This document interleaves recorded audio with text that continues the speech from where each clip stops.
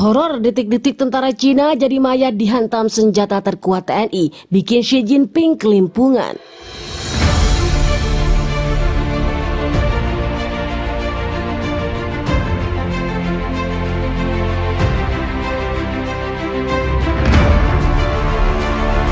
Welcome back Sobat Dunia. TNI yang melancarkan serangan balasan bergabung dengan angkatan bersenjata. Federasi Rusia kembali menunjukkan kekuatannya saat menyerang artileri berat militer Cina di sejumlah wilayah di Hainan. Berhasil memukul balik Cina dengan serangan balasan tersebut. Sejumlah video beredar di berbagai platform media sosial yang menunjukkan detik-detik mortir Tilepan menghantam sebuah artileri militer Cina dan menghempaskan pasukan Tiongkok dari pusat penyerangan. Dalam video tersebut terlihat 6 orang tentara Cina terpental dan tewas seketika. Dalam laporannya dikutip Viva Militer, serangan itu dilancarkan oleh Brigade Kopassus yang bergabung bersama Slavia ke-1 militer Rusia. Setelah menerima laporan titik koordinat daerah yang dijadikan benteng pertahanan dan penempatan artileri berat oleh militer Cina, pengintaian langsung mengirim informasi ke awak mortar. Seketika peluru mortir 240 mm jatuh dan meledak tepat di artileri militer Tiongkok dan menghabisi nyawa 600 tentara Cina dan sekutu.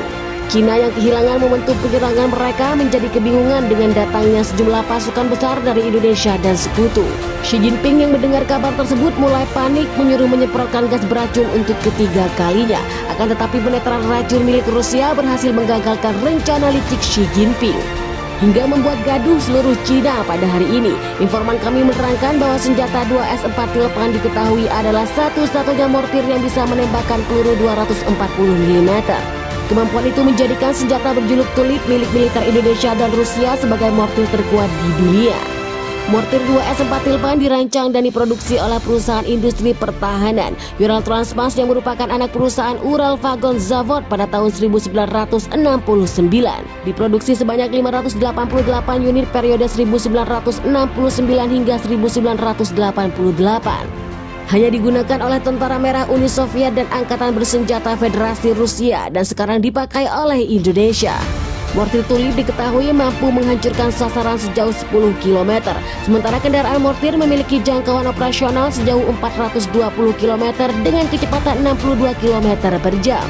TNI yang melancarkan invasi besar-besaran lewat darat, udara, dan laut dengan lebih dari 1,5 pasukan dikatakan serangan terbesar sebuah negara terhadap negara lain di Asia sejak terjadinya Perang Dunia Kedua.